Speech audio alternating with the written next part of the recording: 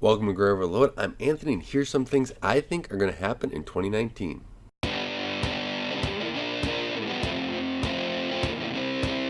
So these are some of my predictions that I have for 2019, but I also want to hear what your predictions are for 2019. So leave some comments below about what you guys think will happen in 2019. I'm going to start off with ARM, and ARM I think is going to make progress in the mobile laptop section where, tablet, laptop, or on the Windows side of things. I think that there's going to be progression there. I think there's going to be more manufacturers that look towards it, especially with this new Qualcomm chip with the 8CX that's targeting and supposed to work better with Windows.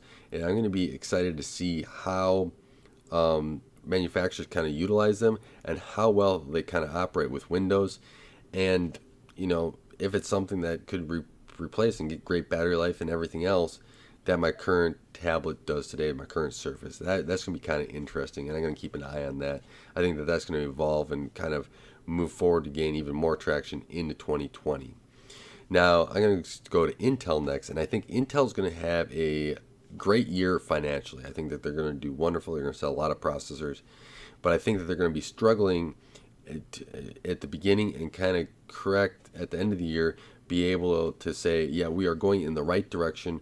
We are correcting the course of our ship based upon just everything I'm kind of been hearing. I think that they're going to have, they created a processor dream team, right? Overall, GPU and CPU side. And I think that they're kind of making sure that their path is going in the right direction so that they're ready for the GPU release and, new CPU architecture release, and the manufacturing process is cleaned up. I think that 10 nanometer is actually going to be, only like mobile chips, and what they're all targeting is 7 nanometer, and their 7 nanometer is going to be the process that kind of maybe happens in 2020, that everything's going to be kind of rolled onto, and that they're going to be excited and pushing that later at the end of the year. So that's kind of where I see Intel. I do expect Intel to announce their GPU will be launching in 2020. So I expect them to, if there's something maybe late 2019, I don't really see that, but I expect them late 2019 to say we have something coming out, probably first half of 2020. So that's kind of what I see there with Intel. Them a little struggling, they'll weather the storm. Overall, maybe they should have a new 10th gen CPU coming out, and that could be that I think it's going to be a little bit of the same that's already out there, and yeah, more of the same there, and we shall wait and see what's going there. I think the competition from Nvidia and AMD is what's putting some heat on them to really basically get that dream team and kind of move their technology process and their technology forward so that they can really get everything moving. I think that their memory stuff, the Optane, I think they're going to be pushing that. I think they might actually have some success there if they start marketing correctly. I think they've had some struggles there. They learned some things about Optane. Hopefully they clear up some of their naming schemes so that people and users are more able to understand what's going on. Then Nvidia, I think Nvidia is going to have a very good year overall. I think Nvidia is maybe not going to release a new GPU class anymore, new next generation. I think they're going to stick with the 20 series here, but I think that they're going to, they're going to wait until maybe Intel releases that GPU to release their new series of GPUs, and I think that's going to be in 2020. However, if AMD does go through and releases a product that matches them in some cases, I think that there may be some TIs that appear out there to kind of make sure that Nvidia stays on top of each of those sections.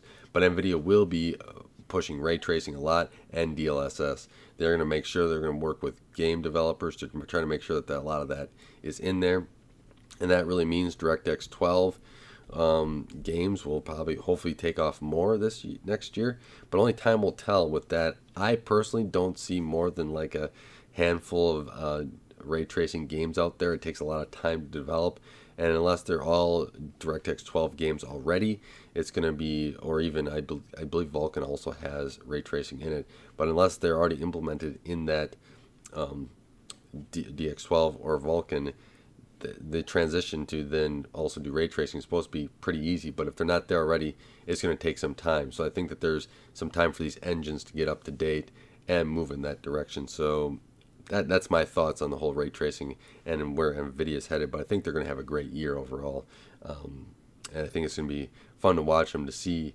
if AMD can get close to them in any performance. If they just come out with another Ti to kind of preempt that and stay ahead of them at least a little bit.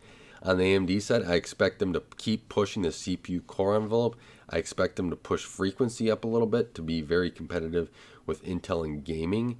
And I expect them to have a really good lineup here in 2019. The 7 nanometer, I think they're going to take advantage of that, and that they finally got that down, maybe a little bit ahead of Intel there in process technology.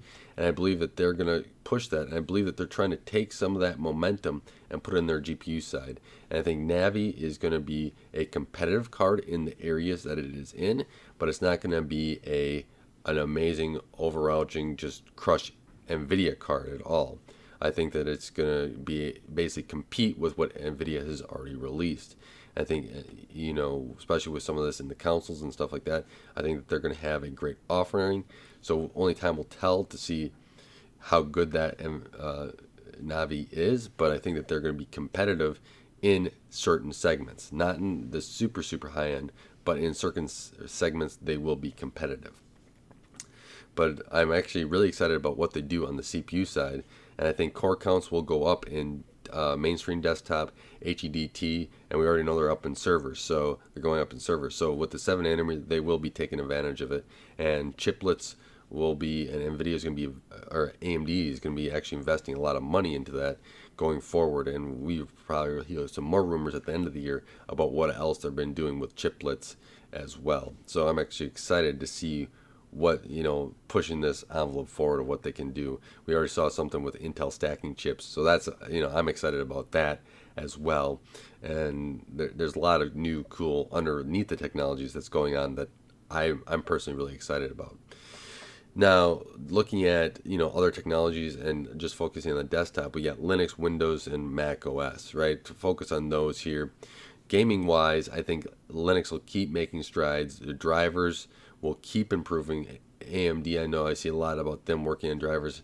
Nvidia's working on those, especially get gaming more, ironed out and working on Linux. Now, I hope they even build a Linux box this year that can do gaming. Time will tell if that actually happens, but I hope that there's progress there to be able to create another ecosystem that's very competitive to Windows, especially in the gaming side of things. Windows, I don't know. I think they'll have 2 updates, right? But I'm thinking that with the bad updates of 2018, that 2019 will be much smoother. They're going to take it more conservative, make sure that they're working on reliability, and kind of start getting rid of getting rid of the bad updates and making sure that they're listening to the insiders that actually report bugs before they actually hit the mainstream. So that's kind of what I see there. I see Microsoft working on a lot of stuff. I'm really hoping that they fix this Windows Store and make it better for gamers, especially for AAA titles, and start putting them more in there and making the store more, able to be front and center for those AAA titles as well. I like to see this new game store competitiveness with Epic Games, Discord, hopefully Windows Store, Steam, everything else out there, that all of a sudden we can start getting driving the prices down of games a little bit. Now I know all our game libraries are getting huge, but yeah, we'll be able to play a lot of games. Should be fun. Apple, I also think Apple's going to start I think this year might be the last year for Intel processors in their Mac laptops. I think they will then be progressing and announcing that in 2020 that they will be going to ARM. I expect them at some time to do this. They keep touting how powerful their A-series processors are, and so with that, with them touting how much while it competes with Intel, I do expect them to start switching over to that. If they really do believe they're that powerful, they have already switched Mac OS from PowerPC to x86, and I expect that they can also then switch that to ARM. They've already had the expertise there, so they should be able to do that as well. Especially with Adobe working on Photoshop, for ARM, I expect that Adobe to actually move their whole suite over as well to be able to support that as well. So With that, I want to thank you for watching. Thank you for taking the time to listen to some of my predictions that I have for 2019 in the tech space as well. Let me know what your thoughts are of what you think is going to happen in 2019, and we can get to then wait and see to see what really happens. Until next time, don't forget to like and subscribe. And I want to thank you for watching.